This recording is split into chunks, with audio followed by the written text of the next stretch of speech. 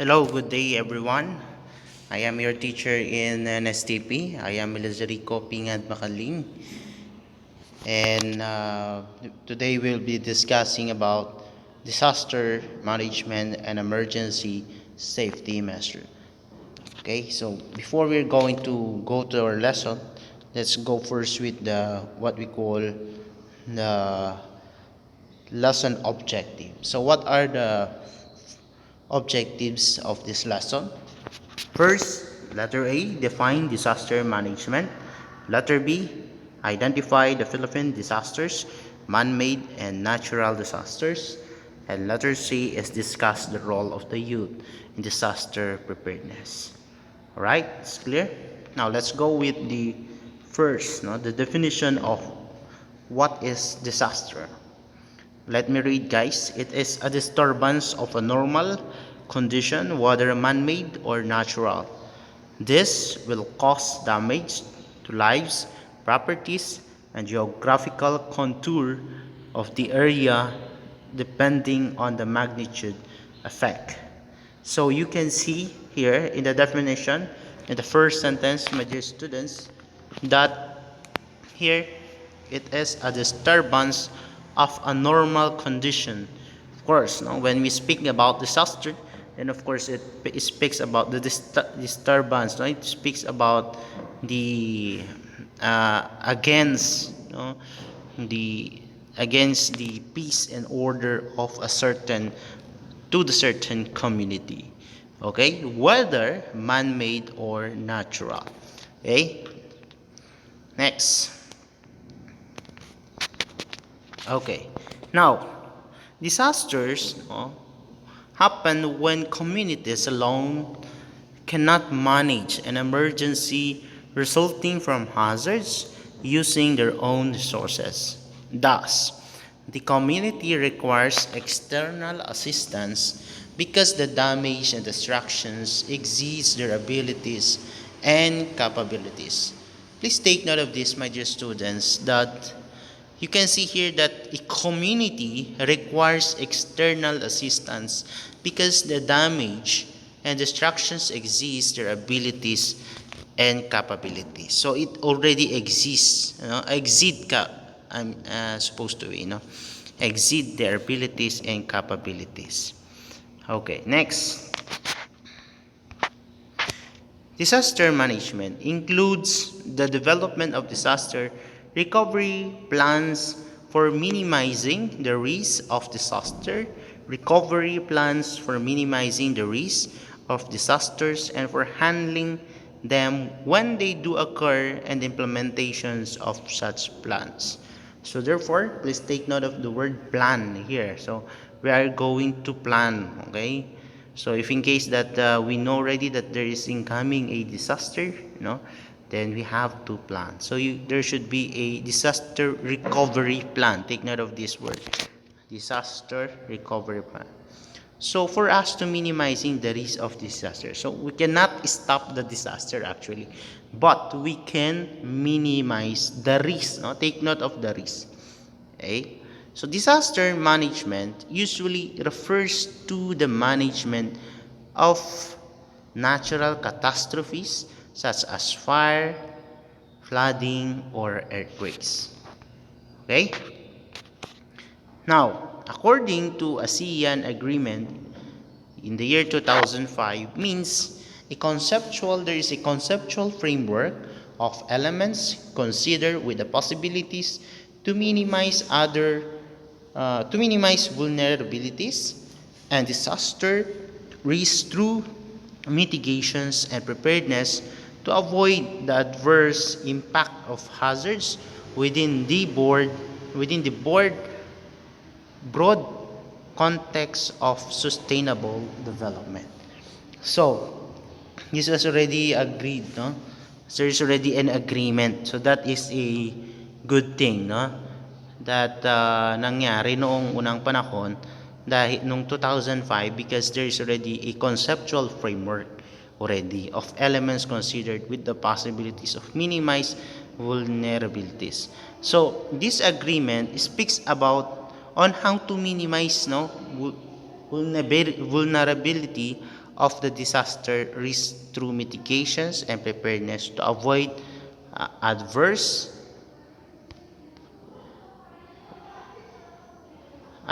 impact of hazards within the broad context of sustainable development. Why is it so? If you observe in a certain place, if there is no preparedness and they are not, hindi sila nasabihan na may bagyo, hindi sila aware or updated of the things around them, then definitely the tendency is mas grabe high ang risk, no? Mas magkakaroon sila ng hindi handa, no? Dahil hindi sila handa, definitely magkakaroon sila ng a big chaos or problem in their certain community. Okay? All right. So the act of limiting or mitigating the effects of disasters through the introduction of measures designed to prepare the inhabitant and protect their lives and properties before, during, and after a disaster. So this, no, napakaganda, no, na dinesign ito for us to be protected, particularly of course sa ating buhay, no, at sa ating mga properties, sa mga ari-arian, at of course sa before, after, and after the disaster. So this is a good thing. But take note, my dear students, that we cannot stop the disaster. Okay, we can never. But of course, through our plans, no, or the act of limiting already it helps us, no, no. Alerts of disastrous fire involving numerous buildings, houses, or structures, no. So yan yung mga conflagellations, no. So let's go with the disaster control. The act of limiting, or that is disaster control. Now, what is conflagration? It is a large disastrous fire involving numerous buildings, houses, or structures. Yan. So, example natin dyan yung mga nasusunog na buildings doon sa Manila. Okay? So, those are examples. Okay. What is NDCC, guys? So, let us define it. It is an interagency council responsible for disaster preparedness, preventions, and mitigations. It is chaired by the Secretary of National Defense with the heads of 18 departments. So take note of this, guys. So it is interagency council. They are responsible for disaster preparedness. Yan yung trabaho nila. And prevention and mitigation. So it is chaired by the Secretary of National Defense. Take note of that. So it's chaired by the Secretary of National Defense with the heads of 18 departments. So the NDCC utilizes the facilities and service of the Office of the Civil Defense as its operate arm in the discharge of its functions. So NDCC does not implement activities related to DRRM since it is the policy and coordinating agency. It operates through member agencies and its local network, regional and local disaster coordinating councils, which are responsible for planning, implementing, funding, and carrying out specific activities related to DRRM. So NDCC adopted a disaster management framework to address the different stages of the disaster management. So this NDCC, they adopted what we call disaster management framework, and also they are responsible for planning, implementing, funding, and carrying out specific activities related to DRRM. So you can see here the work of NDCC, guys, that it is ang trabaho nila ay napakahalaga, no? Because they are in charge or responsible of the planning, no? Pag-aaralan nila yan. And of course, implementing and funding. Of course, funding is the most important, no? Kung walang pera, even though if you have plans, all the plans and implementations, but you don't have enough funds to implement all those things, then definitely that is useless. Okay. Okay, next. So what is the Philippine Disaster Reduction Management Act, Republic Act 10121? Okay, Legislative 2010. Okay. The act shifted the policy environment and the way the country deals with disaster from mere response to preparedness. So there is the way the country deals with disasters from the mere response to preparedness.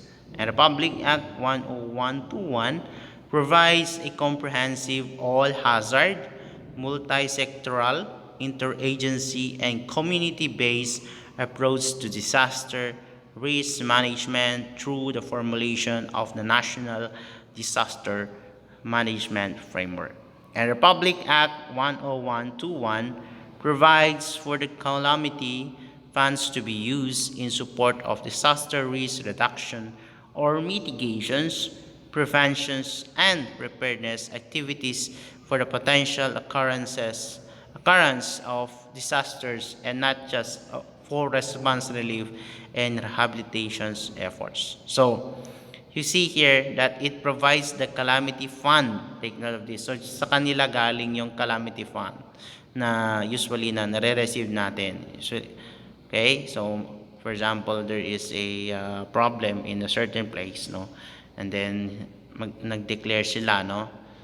And then definitely the government will give this one.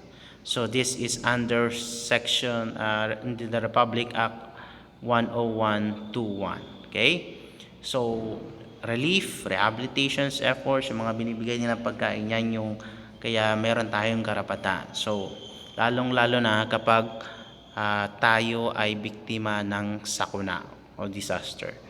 Okay, what is this? Local risk patterns and trends to decentralizations of resource and responsibilities are recognized by Republic Act 10121 and encourages the participations of NGOs, private sectors, community-based organizations, and the community members in disaster management. Moreover, the Act mandates the establishment of Disaster Risk Reduction and Management Office or the DRRMO in every province. So, city, municipality, barangay, Disaster Risk Reduction and Management Committee or the BDRRMC in every barangay. So if you see here, guys, no, there is a coordinations from the local, no, up to the national, kahit hanggang sa barangay. So meron tayong tinatawag na Barangay Disaster Risk Reduction and Management Committee. Of course, that would be under the leadership of the kapitan, no? Okay, Disaster Risk Reduction and Management or the DRRM. It is a range of activities, of course, no? Preparedness, mitigations, preventions, emergency response, recovery that contribute to increasing capabilities and reducing immediate and long-term vulnerabilities to prevent or at least minimize the damaging impact in a community. Okay, so that is the work of the Disaster Risk Reduction and Management or the what we call the DRRM. Okay, so what are those activities? First, they are in charge of the preparedness. They will prepare the people, they will update the people, so forth and so on. For example, yung mahihit ng disaster, then definitely they will inform, update, no? Mitigations, preventions, ano yung mga gagawin, and of course the emergency response of the DRRM, and of course the recovery after, ano yung gagawin na nila. Okay? Now, what is the role of the youth in disaster preparedness? Okay, number 1, sharing the message. According to Ronald 2008, youth can help share their message of disaster preparedness. Okay, so you share, no? Which is something that is legit, guys. So saan ba galing yung mga yan? Of course, galing dito sa mga sa Pag-asa. So for example, there is a Bagyo, tapos saan ba galing yung research mo? Yun, i-share mo siya. Yung message, i-share nyo sa mga tao. So that is the first thing, no? Inform them na mayroon ganito, ganyan nang mangyayari. Number 2 is acting as change makers. Youth can act as change of makers by sharing information they learn in youth preparedness programs and helping parents and communities to prepare for disaster, for example, by developing a disaster plan or disaster preparation kit. Of course, you youngsters, no, you will learn on how to prepare later on, particularly if there is a disaster. So, of course, what you have learned in the school, you will teach also to your family, to your certain zone or barangay. You can help them. So since you are knowledgeable of it, then since napag-aralan nyo, then pwede nyo siyang i-share. So that is your one way of helping your friends, your kabarangay, or your kabayan. Okay? Number 3, bringing creativity. Youth can bring creativity and resourceful ideas to disaster preparedness. First, your creativity. Okay? So, man-made disaster. Let's go with the man-made disaster.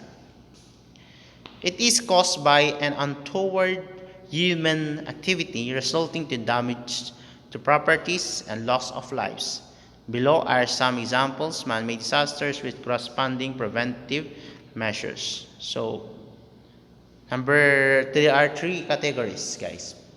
There are 3 categories of man-made disasters. So going back here, it is resulting to damage to properties and loss of lives. So hindi ito biro, no? Of course, damage of properties and loss of lives. But what are those 3 categories? Number 1 is the armed conflict. Okay? Armed conflict, civil strife, disaster management concern itself with the various aspects of armed conflicts with civil strife, including the protection and support of displaced persons and refugees during the conflict, physical and economic reconstructions, and social rehabilitations in the aftermath of the conflict. So you see here, it is an armed conflict, and one of the best example here in the Philippines, and of course what happened in the Marawi, no? So you can see there it is a war. No? There was a war, and the whole place was totally ruined. No? And that would be a great example, which I think that it is very sad, no, of what happened to their place. Kung makikita nyo yun, maraming namatay, no, there are a lot of people who suffered so much. They suffered, naghirap, no? So you see, because of this armed conflict, okay? And of course, back to zero. All of them are back to zero. Yan. And so of course, pumasok dyan yung mga nasa government natin to help these people, to help those people to again, no, to stand again in their life and to go back in the proper places para mabawi nila yung makaahon din sila sa hirap. Okay? So, example niya dito is Mindanao, Busayaf, and Moro National Liberation Front activities in Mindanao. So, if there is a war, of course, that is an example of man-made disasters. So, hindi lang sila naman nagpapatayan dyan, kundi, of course, may mga nadadamay na tao. And if in case that there's a war, of course, you cannot just simply go out in your place because there's a war, no? And because you are staying at home, no, hindi kayo pwedeng lumabas, hindi ka makapaghanap ng buhay, no? hanap buhay, kakosana. And then dahil hindi ka makapaghanap ng hanap buhay, wala kang trabaho, mahirap, no? Of course, ang mangyayari dyan is wala kang pera. At dahil wala kang pera, wala kang makain. And because of that, no, the tendency is magkakaroon din kayo ng mga problema. So, for example, give you one example, wala silang pera pagkuhanan. So, the tendency is they can be starved to death. Pwede silang mamatay dahil sa gutom, no? At kung ayaw naman nila mamatay, no, usually the tendency is that magnanakaw na lang sila, or they will do a crime, no, so for them to get some money and food. So those are the things that that leading us into the negative aspect of life, no, in our life, no, magiging miserable ang ating buhay because of this. So you see the effect of the war, no? Wala tayong makain and so forth and so on. So hindi lang sila yung nagsasuffer, kundi the whole, no? The whole place, no? Okay. Number 2 is technological disasters. So usually a result of accidents or incidents occurring in the manufacture, transport, or distribution of hazardous substances such as fuels, chemicals, explosive, or nuclear materials. Okay, so technological disasters, guys.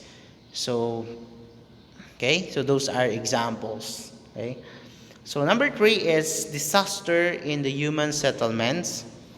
Urban fire is the kind of principal disaster. There can be devastating effect when fires break out in low-level communities or depressed areas. Okay, yung mga sunog. Okay. So number 1, let's go with the fire. No, let's discuss with fire. What is fire? No, it is a product. It is a product of combustible materials. In order to produce a fire, there must be fuel, oxygen, and heat. Okay.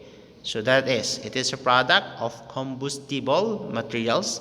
In order to produce fire, there must be fuel, oxygen, and heat. Okay. Now, let the Bureau of Fire Protection, or the BFP, no? I think you are aware of it, suggest these basic preventions. A. During fire, close the door of the room. Where there is fire, close all doors, as you live to delay the spread of fire and smoke. Okay? So, yun yung according to the PFP. Okay? Kapag may sunog dyan sa bahay nyo, no, close the door of the room where there is fire. So, i-close mo yung room, no, and then close. So, take note of this, guys. However, I'll be looking for a video, no, wherein they are having a demonstration of this. Okay, letter B.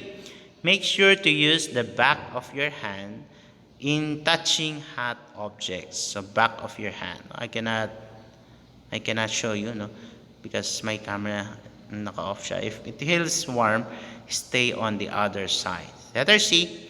Don't worry, my dear students, I will be looking for a video kung saan pwede magandang pagkaganyan dito. Mapanood natin to. Okay, letter C. When there is too much smoke, cover your nose. Yan. Of course naman, no? Pag alam mo namang may suno, may makapal na yung uso, kailangan hindi mo naman i-cover, no? Yung nose mo or your mouth, no? And with wet towel, drop to the floor and crawl away from the fire. Okay? So, kung nakikita nyo sa mga buildings, no, my dear students, that meron yung mga line doon sa baba, no? That's the line. So, yung line doon sa building, may pinta doon siya na red or maroon, no? Yun actually yung hindi naaabot ng usok. So, ang gagawin mo pag may, just imagine na lang yourself, no? May sunog, and then you have to put some towel, which is meron siyang tubig dapat doon, and then ilagay mo sa ganyan mo, kasi para hindi makapasok yung usok mo, para hindi ka mamatay ng suffocation. or ang tawag dun? I don't know what's the right term, no? Basta pag hindi papasok yung usok sa'yo, no? Dahil doon mamamatay ka. Letter C, D, leave the affected area as quickly as possible without saving valuables or possession. Take note of this. Okay, mamamatay ka na nga, no? Sisave mo pa yung mga golds mo, yaan mo na yung golds. May importante yung sarili mo, okay? Without saving valuables, okay? So for example, nasunog na, tapos balikan ko yung gold ko. O doon sa pagbalik mo, may sumabog, pati ikaw sumabog, so patay ka, no? So please don't do that, no? Mas importante yung buhay natin because valuables, no, we can get it later on and again because valuables can mawawala yan and then pwede nyo namang mahanap yan ulit yan later on. And letter E, plan your escape route, no, before the fire spreads. Most of all, do not panic. So wag kayong magpapanik, guys, okay? Wag kayong pagpapanik, kundi what do you call this, relax, no, and then think of the possible things that you can do. But usually kapag nandyan na kasi yung fire, of course we cannot avoid panicking, no? But how can we solve panicking, guys? Alam niyo, kapag you are aware of what are the things that you should do, particularly for example this one, no, which is advised by the Bureau of Fire Protection, then definitely you can easily know what to do. Of course, no? Alam mo na yung gagawin mo. So what are the nature of fire or the elements of fire, no? A fuel, no, is an essential substance that burn on any matter capable of burning. Okay, so what is that? Fuel. It is an essential substance that burn any matter capable of burning. First, that is fuel. And letter B, heat is a form of energy capable of raising temperature. Hence, the fuel must be heated to its kindling temperature. There should be the presence of sufficient oxygen which come from the surrounding air. So those are the elements of fire, fuel and heat. So what are the general classifications of fuel? Class A. Okay, Class A, there are ordinary combustible materials which are mostly solid. Class B, there are the kinds of fuels which are liquid or gas state, yan yung mga LPG, oil, and other petroleum products. And letter C, these are electrically energized fuel, flat iron, electric fan, or etc. So that is Class C. And Class D is metallic fire, potassium, magnesium, and other combustibles metals. So heat comes from the fuel itself, which is called spontaneous combustion. This contains hydrocarbon, CH2, which come from plants and animals, or vapor is considered hydrocarbon, which ignites when mixed with oxygens in air. So those are the elements of fire. Okay? So let's go with this. Chemical energy. General classifications of energy heat. Number one is chemical energy. It is the heat which results from chemical reaction or heat decomposition. Heat solutions. Okay? And number two is electrical energy. So, ito naman yung chemical, no? Kapag nagkakaroon tayo ng heat decompositions and heat solutions. And number two is electrical energy. It is the best heat from the electricity, resistance heating, arcing, short-circuiting, electric heating. So, yan na at nanggagaling yung fire. Number three is mechanical energy. It is the heat resulting from friction and compression. So, kapag pinagkaroon ng friction, diba umiinit, no? Umiinit siya kaya nagkakaproduce siya ng fire. For example, the friction of the two stones or metals, nagkakaroon siya ng fire. Umaapoy siya. So, kaya nabuo yung fire. So, na-discover nila yung fire through the stone. Kapag nagkaroon ng friction dun sa stone, kaya nagkakaroon siya ng fire. So, electrical, ganun din, no? Kaya nag-short circuit, no? Umaapoy yan. Okay? Chemical energy, heat decompositions, and heat solutions. Okay? Okay.